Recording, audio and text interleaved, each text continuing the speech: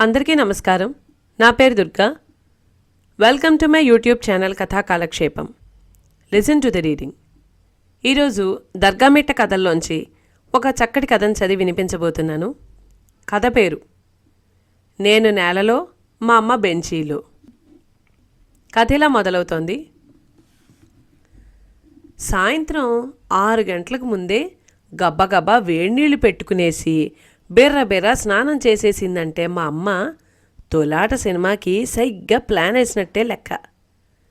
5 నిమిషాలకు ఒక తడవ మా ఇల్లుగలామైన జైబూ నాపాతో గుసగుస మాట్లాడుతూ ఉందంటే వీళ్ళిద్దరూ కలిసి నూక్కోబోతా ఉన్నారని అర్థం. అయితే ఇప్పుడు వీళ్ళిద్దరితో కలిసి మనం సినిమాకి పోవడం ఎట్టా అనేది నా ప్రాబ్లం. మా అమ్మ జైబూ నాపాకు కూడా ఇప్పుడు ఈ నా కొడుకుని తప్పించుకుని పోవడం ఎలా అనేది సమస్య. ఎందుకంటే ఎప్పుడు వీళ్ళిద్దరు కలిసి సినిమాకి పోవాలన్నా నేనే అడ్డంకి పుల్ల. తొలాట సినిమా టయానికి మా అన్న సాధారణంగా ఇంట్లో ఉండడు కాబట్టి వాడు తగులుకుంటాడనే బాధలే. మా చెల్లెలు మా తమ్ముడు చిన్నపిల్లకాయలు కాబట్టి వాళ్ళను కాపేసేదానికి మా నాయనమ్మ ఎట్టా ఉండనే ఉంది. ఇంకా మా నాయనమ్మ అంటారా, సచ్చి గీ పెట్టినా సరే సినిమా తట్టు కన్నెత్తి చూడదు. అదేందో గాని మా నాయనమ్మకి సినిమాలంటే భలే అసహ్యం. అప్పటికి మా నాయనమ్మను బలవంతం చేసి అప్పుడెప్పుడో మేరీ మెహబూబ్ హిందీ సినిమాకి పిలవకపోయినాడంట మా నాయన. హాల్లో కూర్చున్నప్పుడు టాల్ నుంచి హీరో రాజేంద్ర కుమార్ని చూసి ఈడెవడో మేసాలు లేని ముండనా కొడుకు సినిమాకి పిలుచుకొచ్చినారేంద్రా అంట మా నాయనమ్మ తిట్టిపోసిందంట మా నాయన్ని. కాబట్టి మిగిలేది నేను, పెద్దోళ్లలో చిన్నోణ్ణి, చిన్నోళ్లలో పెద్దోణ్ణి. టైము 6 అయ్యేప్పటికి ఏందో మామూలు పనులున్నట్టుగా యాక్షన్ చేస్తా ఇంట్లోకి వచ్చింది మా అమ్మ. నేను నా 2 కళ్ళతో చూస్తూ ఉండగానే ట్రంకు పెట్టే కాడికి వెళ్ళింది. పెట్టి తెరిచి గుడ్డలన్నీ పైకి తీసి కిందున్న తెల్ల దుప్పటిని సర్రన బయటికి లాగింది. చాలు, అదే కొండ గుర్తు. సినిమా ప్రోగ్రాము ఖరారైందని చెప్పడానికి. ఎందుకంటే మా అమ్మ తెల్ల దుప్పటి చుట్టుకొని ఘోష పాటించేది సినిమాకి పోయేప్పుడు మాత్రమే. అది కూడా మా నాయనమ్మకు భయపడి. నేను పుట్టి బుద్దెరిగినప్పటి నుంచి మా అమ్మకు బురకా లేదు. ఇంకొకరి బురకా తొడుక్కోవడం కూడా నా కళ్ళతో నేను చూడలేదు.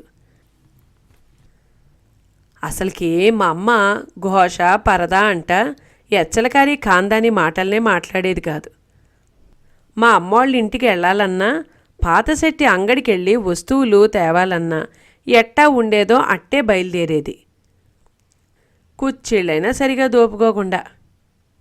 కానీ సినిమాకి వెళ్ళేప్పుడు మాత్రం మా నాయనమ్మ నోటికి బెదిరి తల నుంచి పాదాల దాకా తెల్లటి దుప్పటి చుట్టుకునేది మా అమ్మ.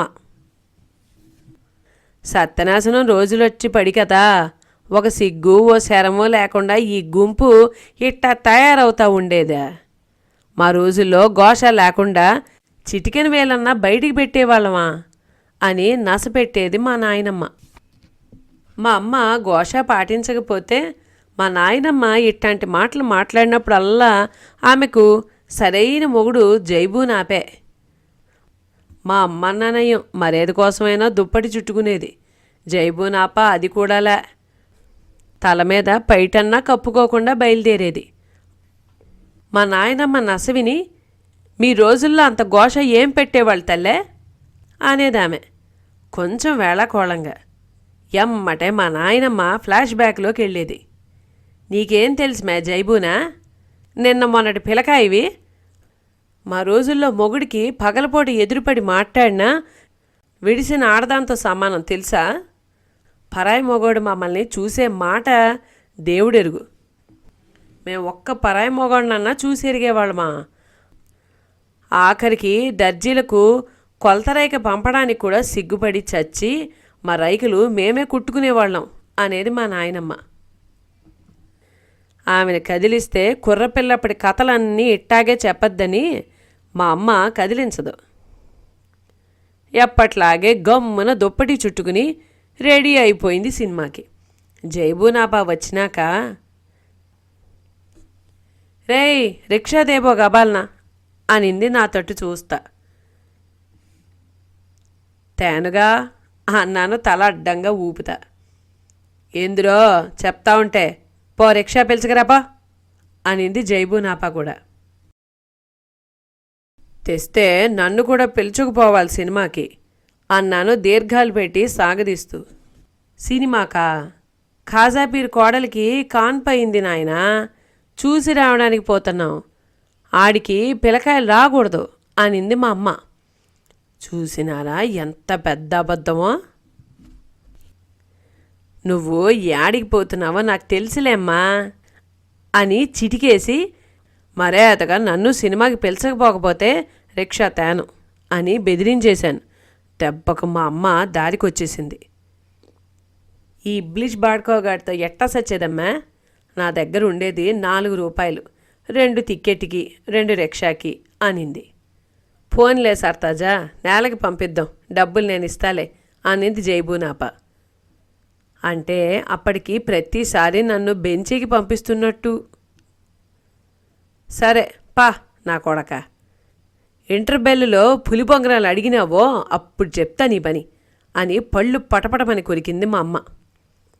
ఆమె ఆ మాట అనడం ఆలస్యం, టక్కున పోయి రిక్షా తీసుకొచ్చేశాను. మా అమ్మ ఇంకో దుప్పటిని రిక్షా ఆయనకిచ్చి, యో టాప్ వేసి దుప్పటి కట్టు అనింది. మా ఊళ్ళో ఉండేది బెజవాడ తట్టుండే పెద్ద రిక్షాలు. మా ఆడోళ్ళు రిక్షా ప్రయాణం చెయ్యాలంటే తప్పనిసరిగా టాప్ వేసి దుప్పటి కట్టాల్సిందే.